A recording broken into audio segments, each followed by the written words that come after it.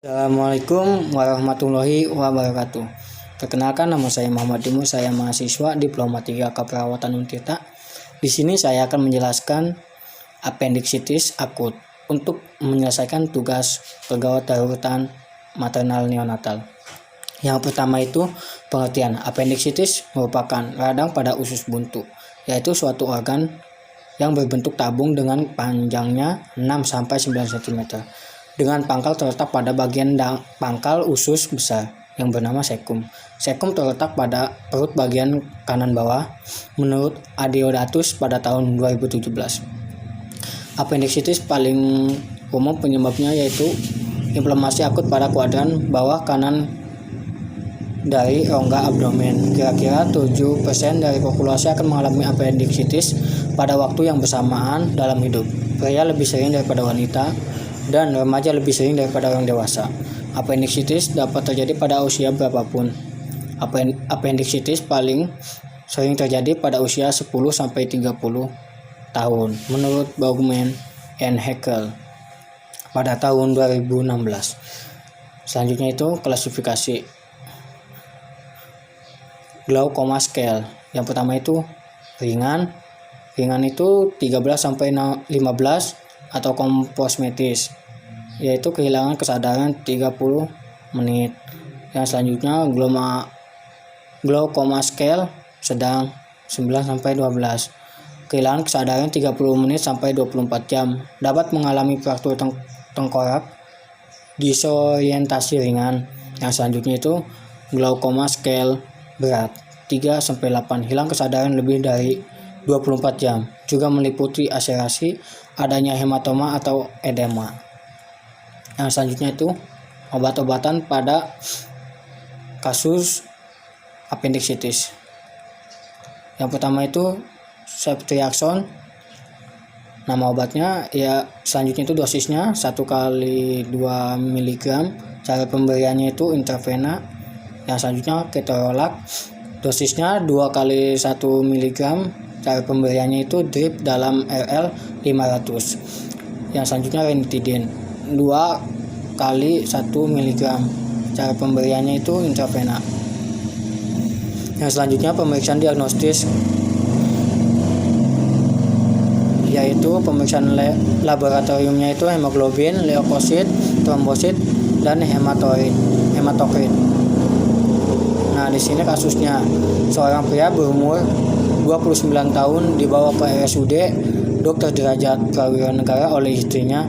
Istri klien mengatakan klien nyeri pada bagian perut sebelah kanan bawah. Hasil pengkajian tekanan darah 120/90 mmHg, nadinya 80 kali per menit, respirasi 20 kali per menit, suhu 38 derajat Celcius.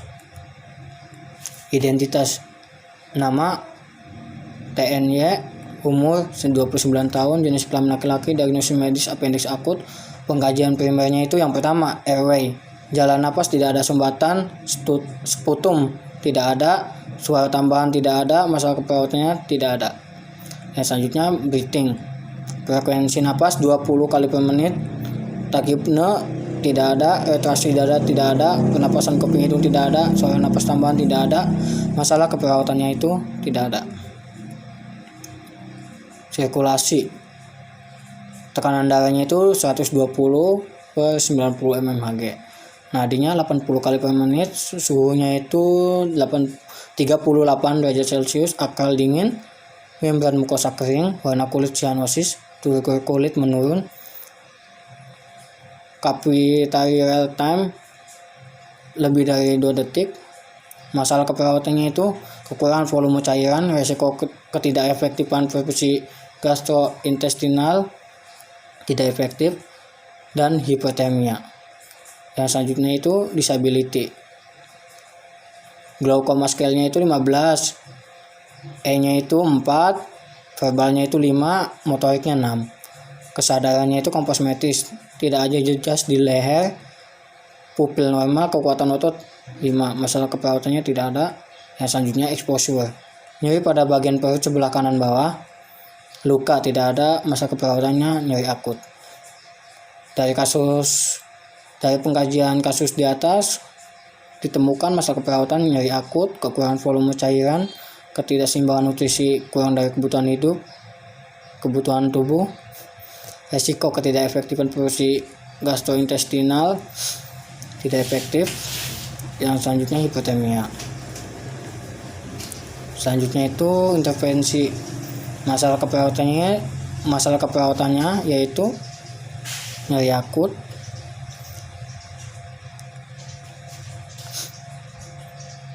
SLKI-nya itu kalian tidak meringis, pola tidur teratur, perineum tidak terasa tertekan, uterus normal, nafsu makan meningkat. Psikinya manajemen nyeri. Yang pertama itu observasi, identifikasi lokasi, karakteristik, durasi, frekuensi, kualitas, dan intensitas nyeri, identifikasi skala nyeri, identifikasi respon nyeri nonverbal, identifikasi pengetahuan tentang nyeri, monitor efek samping penggunaan analgetik, monitor keberhasilan terapi komplementer yang sudah diberikan.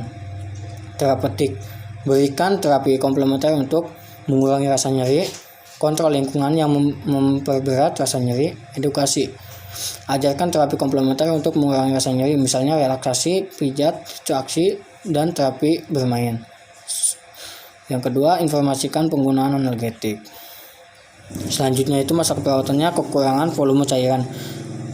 SLKI-nya itu kekuatan nadi meningkat, rigor kulit meningkat, output urin meningkat, pengisian vena meningkat, tekanan nadi membaik, tekanan darah membaik, membran mukosa membaik.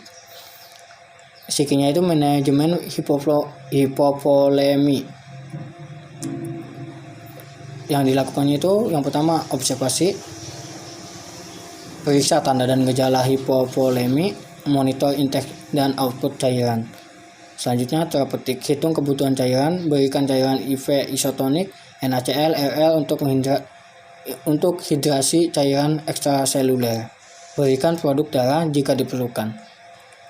Selanjutnya masalah keperawatannya ketidakseimbangan nutrisi, kurang dari kebutuhan tubuh, nafsu makan meningkat, frekuensi makan meningkat, bising usus meningkat, membran mukosa meningkat, turgor kulit meningkat.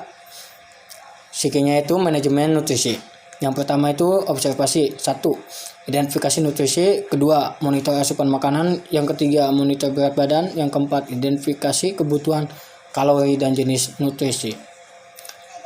Yang kedua itu terapeutik, 1. Berikan makanan tinggi serat, kedua berikan makanan tinggi kalori dan tinggi protein. Yang selanjutnya edukasi, anjurkan posisi duduk jika mampu, ajarkan diet yang diprogramkan.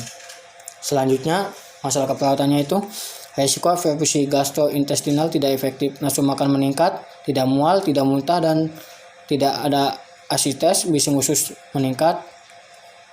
Psikinya itu konseling nutrisi. Yang pertama identifikasi kebiasaan makan dan perilaku makanan yang akan diubah, monitor intake dan output cairan. Yang selanjutnya terapeutik, bina hubungan terapeutik. Yang selanjutnya sepakati lama waktu pemberian konseling, gunakan standar nutrisi sesuai program diet dalam mengevaluasi kecukupan asupan makanan.